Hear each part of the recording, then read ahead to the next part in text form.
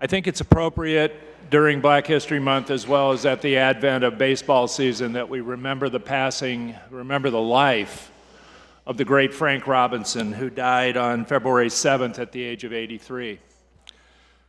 Frank Robinson was born in 1935 in Beaumont, Texas, the youngest of 10 children. He grew up in Oakland, and he stayed safe and strong because he engaged in baseball, basketball, football.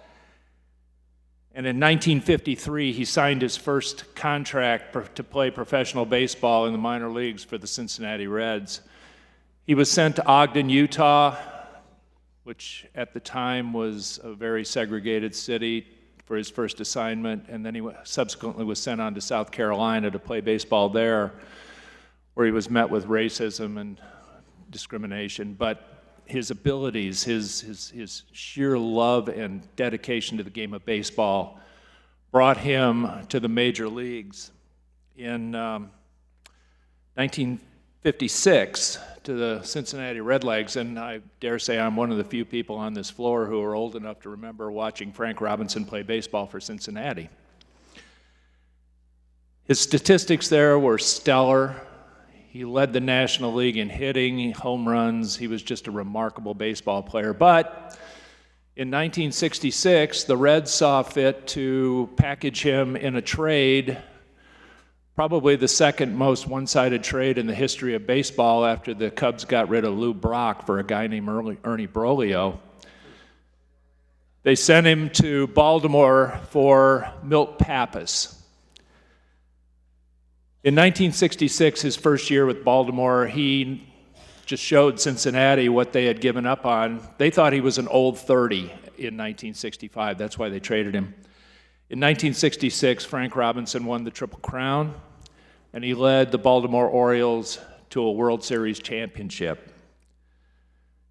He led Baltimore to the World Series in four times in 6 years.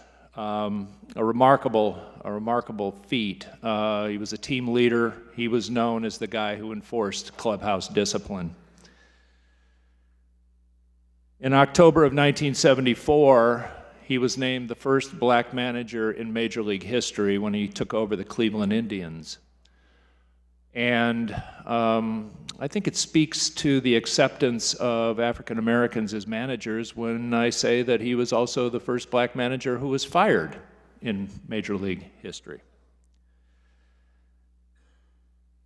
His list of accomplishments led him to the Hall of Fame in 1974. He was Rookie of the Year, MVP in each league, World Series MVP, 14-time All-Star, All-Star MVP, Gold Glove winner, Manager of the Year, Triple Crown winner, recipient of the Presidential Medal of Freedom.